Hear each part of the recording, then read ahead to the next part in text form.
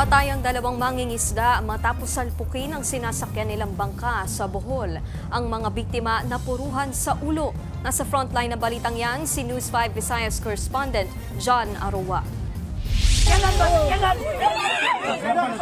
Sugatan ng maihatid sa pangpang ang mangingisda na yan sa Bohol umaga nitong Biyernes. Kinilala ang biktimang si Rene Reyes, 46 anyos. Isa siya sa tatlong sakay ng pump boat na sinalpok ng isa pang sasakyang pandagat.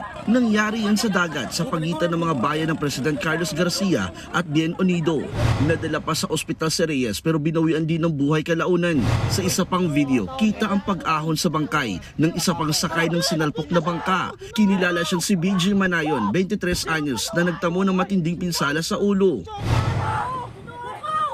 Pawang napuruan sa ulo at muka ang mga nasawing biktima. Hindi pa malinaw ang punot dulo ng salpukan. Mariin namang itinanggi ng Bien Unido Police ang paratang na kumakalat online na mga otoridad umano ang sumalpok sa mga biktima dahil sa iligal nilang pangingisda.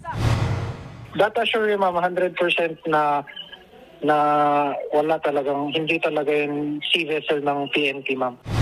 Pati ang Social Welfare and Development Office ng bayan kinundi na ang pagkamatay ng dalawang mangingisda.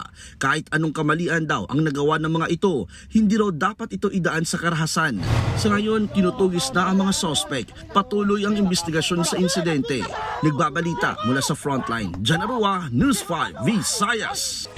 Mga kapatid, Nikki de Guzman po, iba na ang may alam at may pakialam sa panahon ngayon. Para sa tuloy-tuloy na balitaan sa Frontline kahit weekend, mag-follow at mag-subscribe sa social media pages ng News 5.